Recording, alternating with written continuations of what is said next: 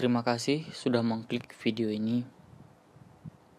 Podcast seram kali ini berjudul Jembatan Angker BBS, Bandung Barat. Seseorang bercerita dari Twitter, hanya Acil. Ia pernah mengalami kejadian ketika ia berkendara dengan menggunakan motor saat subuh hari melewati jembatan itu. Ia melaju kencang di jembatan itu karena jembatan yang sudah terkenal angker. Ketika ia melaju kencang, ia menabrak sesuatu yang mengakibatkan motornya bergoyang kencang, dan jikalau ia tidak mengerem dan mengoper giginya, ia bakal terjun langsung menuju sungai. Ketika ia berhenti dan membalikkan motor, kalian tahu apa yang ia tabrak? Begini ceritanya. Cerita ini ditweet oleh Hanya Acil yang bercerita tentang seorang pegawai pabrik yang berada di daerah Cimareme, Bandung Barat. Kisah yang sangat menyeramkan, sebab apa yang ia alami benar-benar sempat membuatnya berminggu-minggu mengalami ketakutan. Siapa yang tidak tahu dengan jembatan BBS, jembatan yang terletak di salah satu daerah, tepatnya di Bandung Barat. Jembatan yang sudah pasti orang-orang sekitar mengetahui keangkeran jembatan ini. Sebab apa di jembatan ini sering sekali orang mengalami kecelakaan bermotor dan mengakibatkan kematian. Namun, tidak berhenti di situ kejadian angkernya. Ada juga cerita di mana pernah beberapa kali orang menemukan mayat yang dibunuh ataupun yang bunuh diri di situ. Dan tak hanya 1-2 orang saja bercerita yang beredar bahwasannya orang melihat hantu yang bergentayangan di jembatan ini. Ya, mereka bilang itu adalah arwah yang tidak tenang dan bergentayangan di jembatan ini.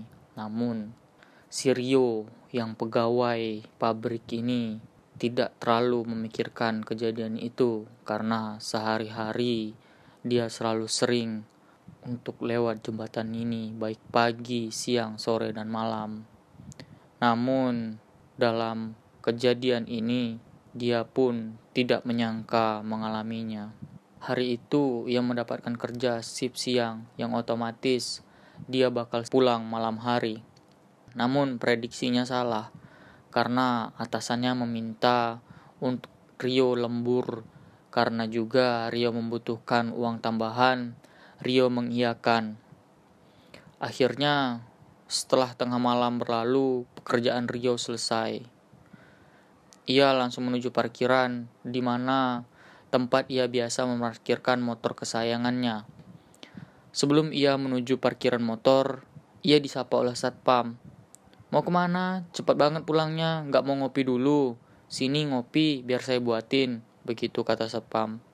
Namun Rio sembali saja langsung menuju motor dengan mengatakan, "Tidak pak, saya langsung mau pulang." Ketika Rio sudah menghidupkan motornya, ia melewati jalan di mana tepat berada di pos satpam, dan satpam itu kembali berteriak mengatakan, "Hati-hati, kamu bakal melewati jembatan angker. Karena ini sudah malam." Sambil ia tersenyum, ia mengatakan, "Hati-hati, kamu nanti ketemu hantu." Namun, Rio tidak terlalu memikirkan itu. Rio tetap mengegas dan melaju menuju jalan pulang. Dalam pikiran Rio tidak bakal mungkin mengalami hal-hal yang aneh ataupun sampai bertemu hantu. Malam itu memang jalanan cukup sepi. Rio mengendarai motor dengan keadaan cukup ngebut dan hampir mendekati jembatan BBS. Namun Rio merasa ia sampai sedikit lebih cepat dari biasanya. Ketika ia berada di pertigaan sebelum menuju jembatan, bulu kuduk Rio merinding begitu hebat. Dan baru kali ini, Rio mengalami sensasi parno seperti ini, yang biasanya ia lewat ketika kapan saja ia tidak pernah merasakan merinding seperti ini.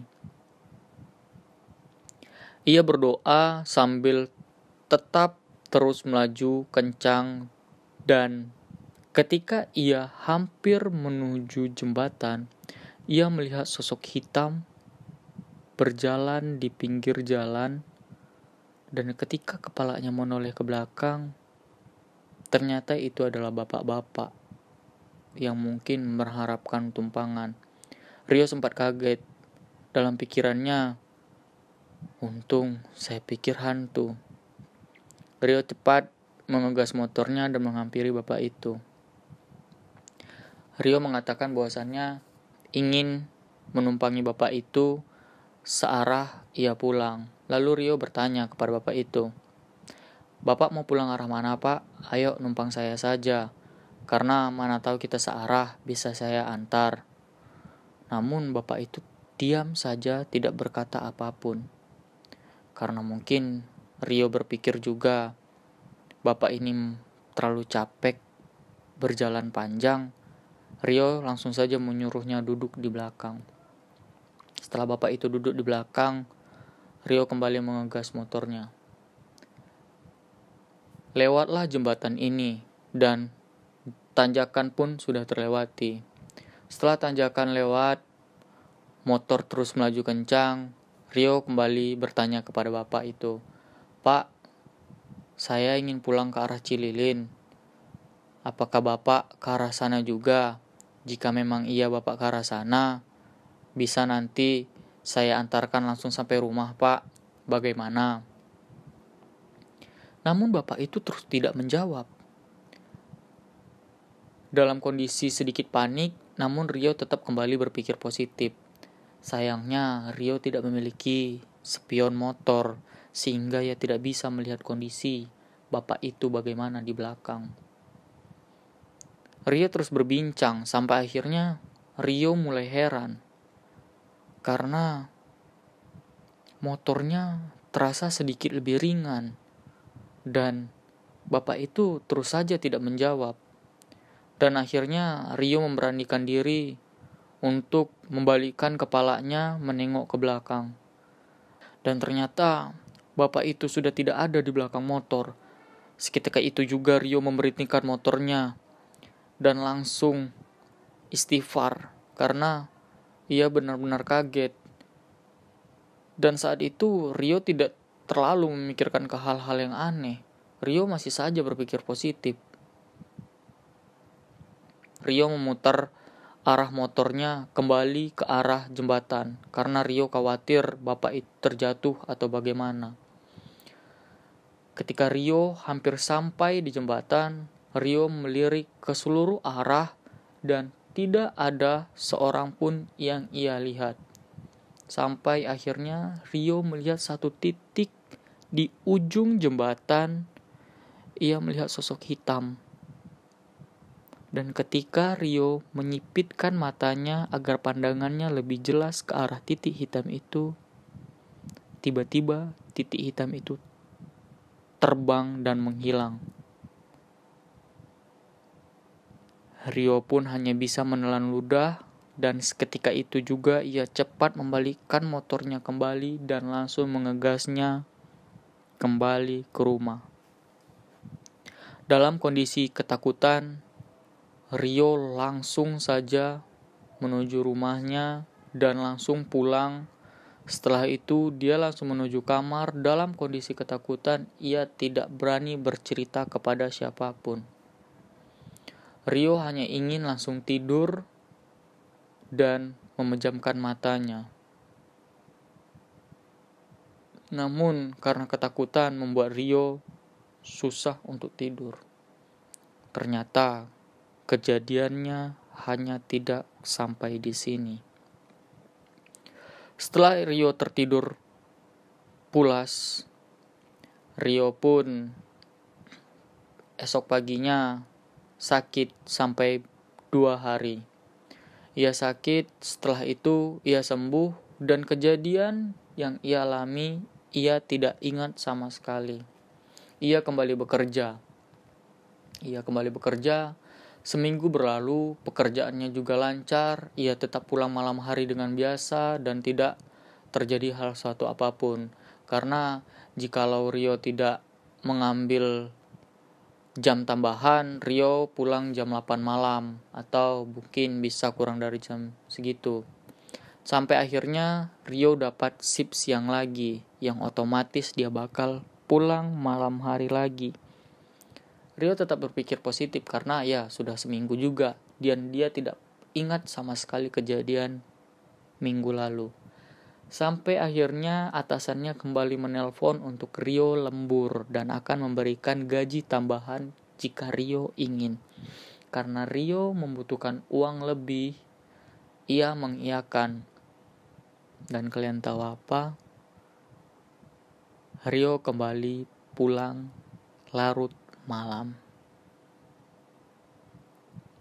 Ketika ia pulang larut malam seperti biasa, ia berpikir dia bakal disapa oleh satpam. Ternyata satpam tidak ada.